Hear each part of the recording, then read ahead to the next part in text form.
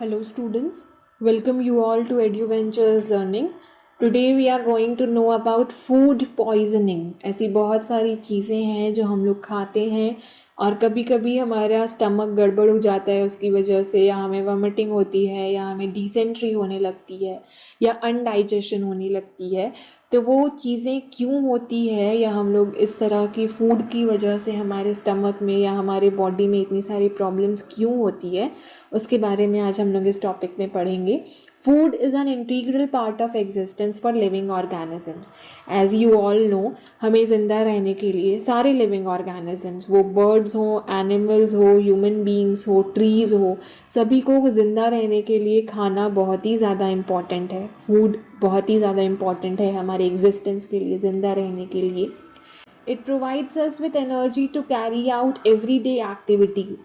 खाना खाने से ही हमें वो एनर्जी मिलती है जिसकी वजह से हम लोग अपने लाइफ के सारे काम कर पाते हैं।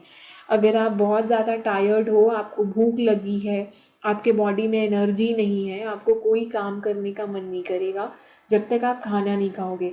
आप खाना खा लोगे, आपके बॉडी में एनर्जी बिल्ड होने लगेगी, तो आपको अपने आप काम करने का मन करेगा, एक्टिविटीज़ परफॉर्म करने का मन करेगा। It helps build our immunity system.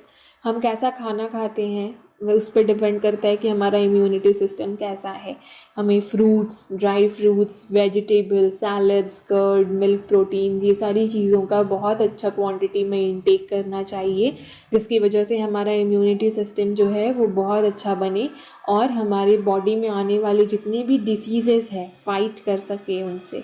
ऐसी अगर कोई प्रॉब्लम्स है जिसकी वजह से हमें प्रॉब्लम हो रही है, कोई दिक्कत हो रही है, तो उससे फाइट बैक कर सके।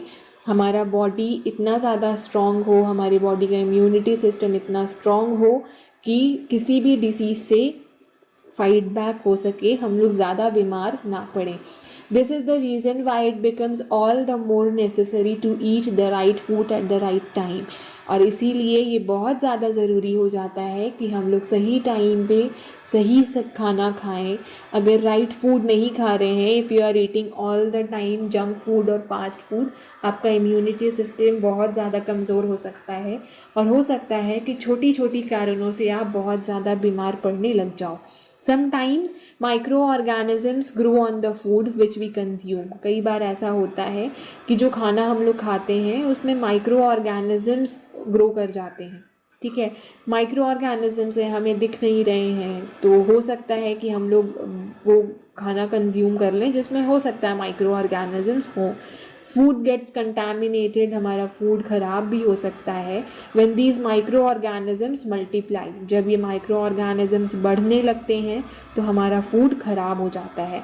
वो बहुत टॉक्सिक सब्सटेंसेस छोड़ने लगता है, खट्टी चीज़ें या फिर ऐसी चीज़ें जो कि उस खाने को बिल्कुल ही स्पॉइल कर देती हैं। तो वो जो खाना है वो हमारे लिए पॉइजनिंग हो जाता है, जहर जैसा हो जाता है। कॉजेज़ ऑफ फूड पॉइजनिंग, क्या क्या कारण हो सकते हैं किसी भी खाना का ख़राब होने के, कौन कौन से फैक्टर्स हैं जो कि हमारे फूड को ख़राब कर सकते हैं। तो food poisoning can be caused by the following 3 factors. 3 factors हो सकते हैं जो कि हमारे खाना को पॉइजनिंग कर रहे हैं, ख़राब कर रहे हैं। Bacteria, viruses and parasites. Of course क्योंकि हम लोग माइक्रो ऑर्गेनिजम्स के बारे में पढ़ रहे हैं इस चैप्टर में, तो यहाँ पे बैक्टीरिया, वायरसेस और पैरासाइट्स हैं जो हमारे खाने को ख़राब कर सकते हैं। Bacteria is the major cause of food poisoning. बहुत बड़ा रीज़न है बैक्टीरिया जो कि फूड पॉइजनिंग में हेल्प करता है। हेल्प क्या करता है, वो हमारे ऑपोजिट काम कर रहा है। हम लोग कभी नहीं चाहते हैं कि हमारा फूड ख़राब हो, पर बैक्टीरियाज अगर आने लगते हैं हमारे खाने में तो वो ख़राब हो जाता है। Salmonella is the major cause of food poisoning. Salmonella नाम का जो बैक्टीरिया है वो बहुत बड़ा रीज़न है फूड पॉइजनिंग का यूएस में। Campylobacter and Clostridium botulinum are the other 2 leading causes of food poisoning. 2 और बैक्टीरियाज जो कि बहुत ही ज़्यादा इफ़ेक्ट करते हैं फूड पॉइजनिंग में, वो हैं कैम्पाइलोबैक्टर एंड क्लॉस्ट्रीडियम बोटुलिनम। ठीक है, इनके नाम याद रखना आपके लिए इम्पोर्टेंट नहीं है। जस्ट नो कि बैक्टीरियाज बहुत ही ज़्यादा फूड स्पॉइल करते हैं या फूड पॉइजनिंग करते हैं। The next is viruses. The viruses responsible for food poisoning include norovirus, sapovirus, rotavirus and astrovirus, ये 4 वायरसेस हैं जो कि हमारे फूड को पॉइजन करते हैं, ख़राब करते हैं। हमने इसके पहले वाले वीडियो में कुछ ऐसे वायरसेस के बारे में पढ़ा था जो हमें एक्चुअली बीमार कर रहे थे ना, HIV virus, measles virus, corona virus. तो ये सारे वायरस जो हैं ये डिफरेंट हैं, ये खाना ख़राब करते हैं, इनडायरेक्टली हमारे बॉडी को हार्म करते हैं। Food poisoning through virus is less common. Food poisoning जो है वायरस की वजह से थोड़ा कम ही होता है, बैक्टीरियाज की वजह से ज़्यादा होता है, but proves to be fatal, लेकिन जब होता है तो बहुत डेंजरस होता है। Hepatitis A virus is a serious condition transmitted through food. Hepatitis A एक डिसीज़ है जो कि वायरस की वजह से होती है, और वो जो है वो ट्रांसमिट होती है फूड के थ्रू ही। हमारे बॉडी के अंदर अगर हमें हेपेटाइटिस ए है, इसका मतलब हमारे फूड के साथ ये वायरस हमारे बॉडी के अंदर गया है, जिसकी वजह से हम लोग बीमार पड़े हैं। और कोई एंट्री पॉइंट नहीं है इस वायरस का एक्सेप्ट फूड एंड वाटर के थ्रू भी ये अंदर जा सकता है। The next is parasites. Parasites, food poisoning through parasites is very rare. बहुत कम ऐसा होता है कि food poisoning जो है वो parasites की वजह से हो।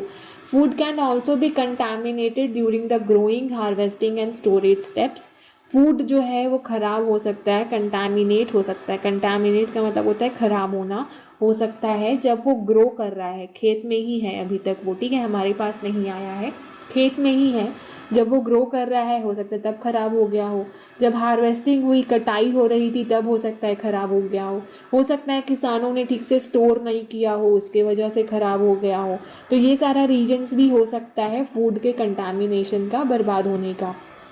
The harmful organisms transfer from one surface to other and result in food contamination. ये जो harmful organisms हैं वो एक सरफेस से एक जगह से दूसरी जगह ट्रांसफ़र करते हैं, और हो सकता है यही एक रीज़न हो कि बहुत ज़्यादा फूड कंटामिनेशन भी हो सकती है।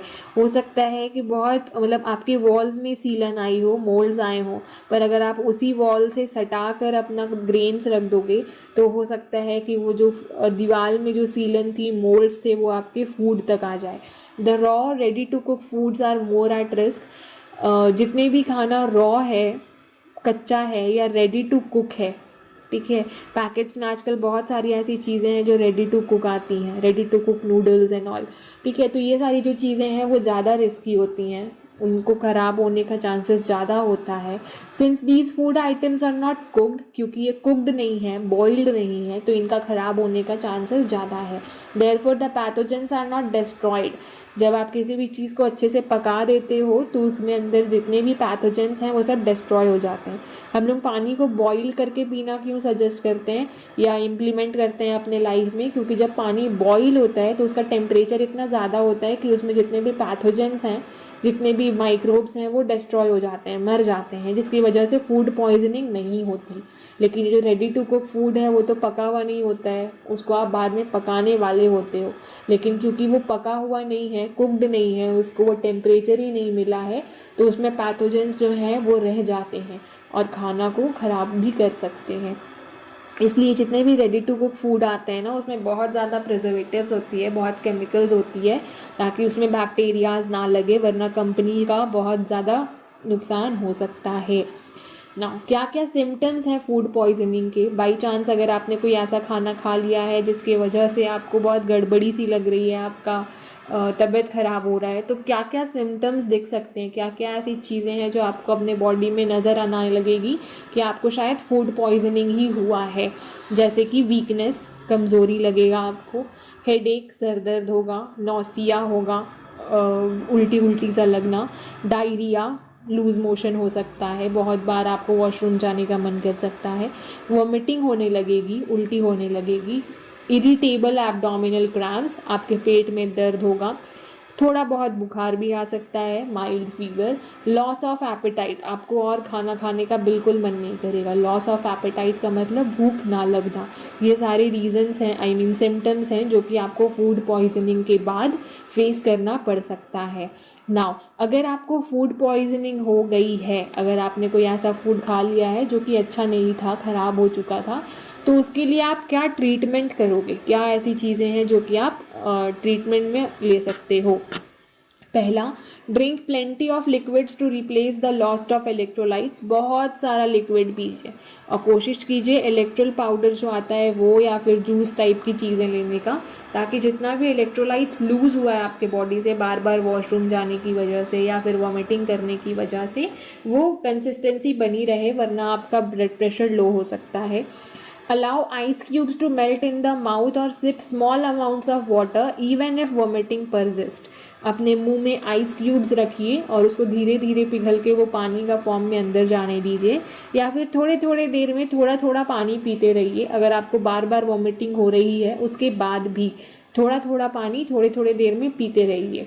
Gradually start eating blander food items such as cereals, toast, rice, banana etcetera. धीरे धीरे करके वैसे ही खाना स्टार्ट करिए जो कि इजी टू डाइजेस्ट है, या फिर आपको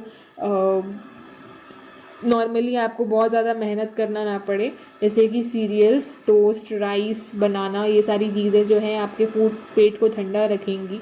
खिचड़ी वगैरह खाना आपके लिए उस टाइम पे बहुत ज़्यादा अच्छा हो सकता है क्योंकि ये ईजी टू डाइजेस्ट होती हैं। So these are the things जो कि फूड पॉइजनिंग से रिलेटेड थी। अगर आपको कभी ऐसा फील होता है या अगर आपको ऐसा लगता है कि आपको इन चीज़ों से बच के रहना चाहिए, तो ऑलवेज़ जब भी आप खाना खा रहे हो अच्छे से उसे चेक कर लीजिए, गर्म कर लीजिए and then eat your food. कोशिश करें जितना भी ज़्यादा हो सके फ्रेश फूड कंज्यूम करने का। Thank you so much for watching.